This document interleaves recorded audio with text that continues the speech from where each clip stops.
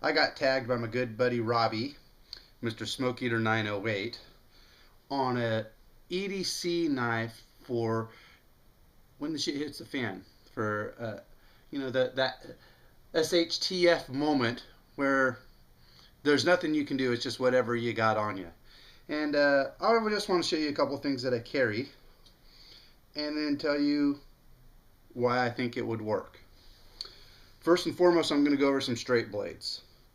Okay, and mind you, these always change. It just kind of depends on where I'm going for the day and what's going on. So these all get rotated out, and there are no large blades involved here. And the reason being is because this is something you carry every day. There's no Bowie knives or anything like that. I mean, not unless you happen to be going out where you can use something like that. You don't walk into the grocery store with a 7-inch blade hanging off your side. So let's start off with the first one. First one is going to be my K-Bar TDI. I really love this blade. I think it's really cool. It is a tactical blade, but I do like it. I love the ergonomics of it, and especially in my hand, even having a larger hand, you can see it fits quite well in my hand here. Love this guy. It's pretty awesome. My next one's going to be my K-Bar Becker Necker, the BK11. I did a forced patina on it. Kind of added my own style, and of course that's what the orange wrap is for. This orange wrap here, what that does is that makes it very easy for me to find, because I do a lot of outdoor stuff.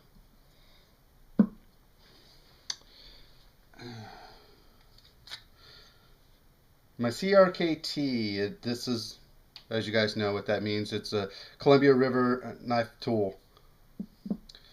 Really love this blade too. This one is, it has the Tonto style and a curved back on it. Fairly aggressive, like the jimping on here. It came wrap in the paracord, and I redesigned it a little bit there. This has a nice feel too for such a small fixed blade. This is the Triumph in this series, and I really do like it. However, there is one thing I need to mention, because those are the only 3 fixed blades that I'm going to show in this here. Okay, and let me bring these back up just so you can see them right quick. Okay, here's one key thing about this. Unlike other places, I live in California.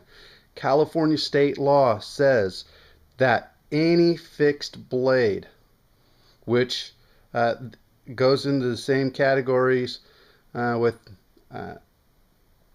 like your firearms here in California, this has to be open carry, no concealed carry, not like a pocket knife. Any folding blade that has a I believe, I'm sorry, I might use the wrong word here, a bias, I believe. What it does is it helps keep the blade closed in a closed position. That law should be, or the penal code should be, it's either 653 or 635. I believe it's 653. These cannot be carried in a concealed manner, meaning in your pocket with your shirt over it, anything like that. That's why these are not something that I would use in this situation, only because of the fact that, well, you always have it open, you always have it out, it can be seen. So let me move on. I will put these up here just a little bit so you can let's keep a little bit of an eye on them here. Here's what else I got. There's a 511 tactical. This is I'm sorry, I'm going to say this wrong, I'm sure. A Mike Vellenkamp design by Blade Tech. It is Aussite steel. I think this is actually a really cool tactical knife. You can choke up on it quite well. Razor sharp right out the box, I have to say. And this is kind of a cheap blade too. This blade cost me less than $30, and it is razor sharp. Really like this, and as you can see, I mean, it fits well. It's got nice, decent gripping on it. However, there's a problem with this blade as well. and that being is it is fairly limited on what you can do because of one, its size, and being a folder. And as we know, folders are much weaker than fixed blades.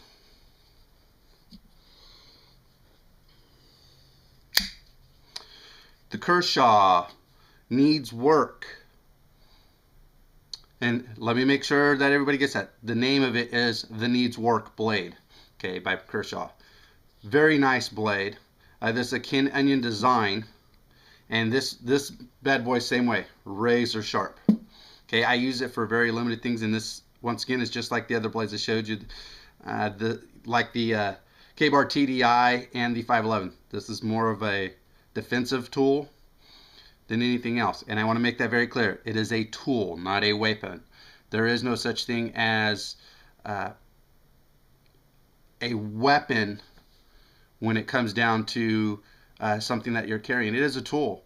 Anything can be used as a weapon. It all depends on what your intent is. Okay, so always keep that in mind. These are all tools. These are nothing more than an extension of oneself. However, same thing. It is a folder. Blade being so straight, there are some limitations to this of what you can and cannot do.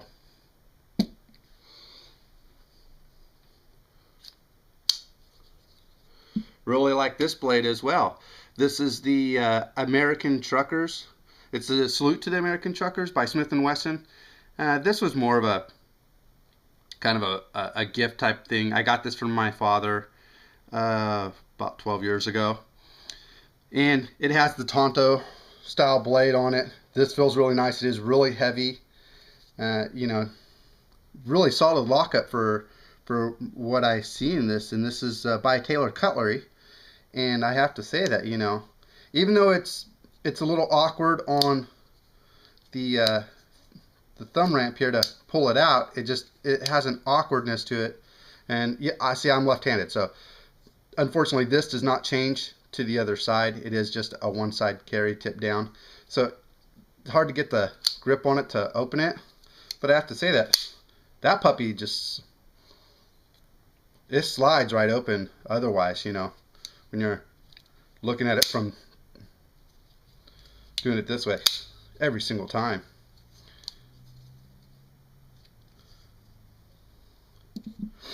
This is a nice blade to carry. It's heavy.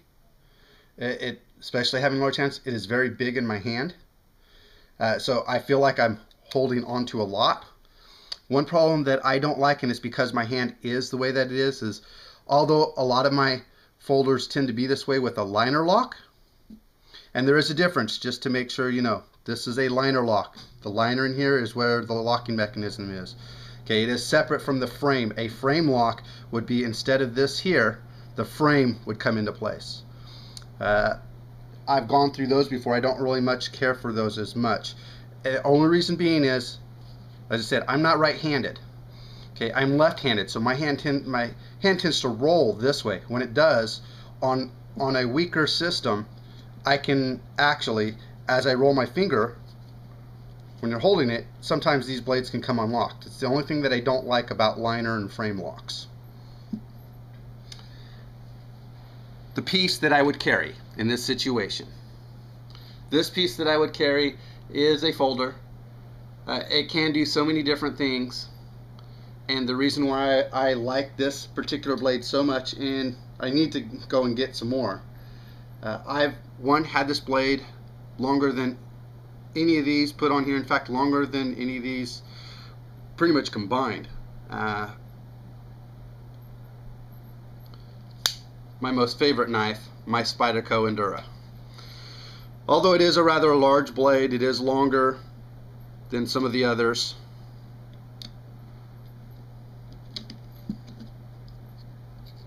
You know, blade for blade here. It is actually the longest one that I have here on the table.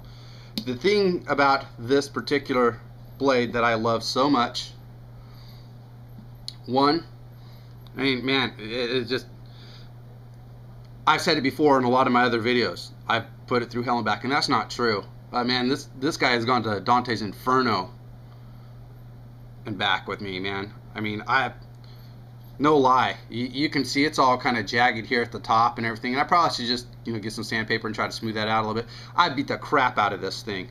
I've broken off one or two of the teeth here on the serration. And I'm not a big serration fan. As you can see on all my other knives, there's no serration. This one was given to me by a dear friend of mine as a birthday present back in 1998. That's how long I've had this. The system, it locks in the back here. This is from Seki City, Japan.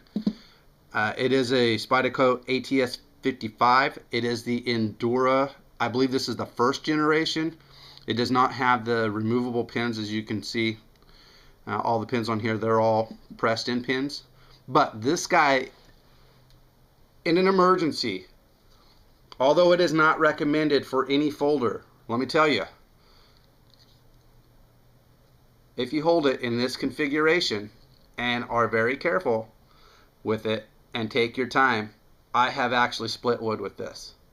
Nothing crazy, not going all out in, you know, you're not going to grab some 2.5, 3-inch log, you know, and split it.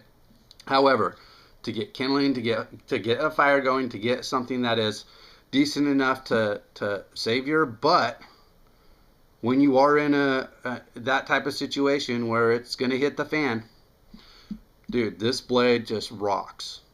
If I had to choose over all of my blades and only had one thing to go with, absolutely 100%, it would be this guy. Reason being, not only all those that I said, it is a folder. You can keep it in your pocket. It's easier to conceal. You can put it in so many different locations and not worry about there being a problem. And it just, need I say more, man? I mean, it's a Spyderco. Spyderco just kicks ass. So, that's what I got for you guys. Thanks, Robbie, for the tag. And I hope you guys enjoy. Please rate, comment, and subscribe. And as it says, you see the woods, baby. Get lost. Love y'all. Peace.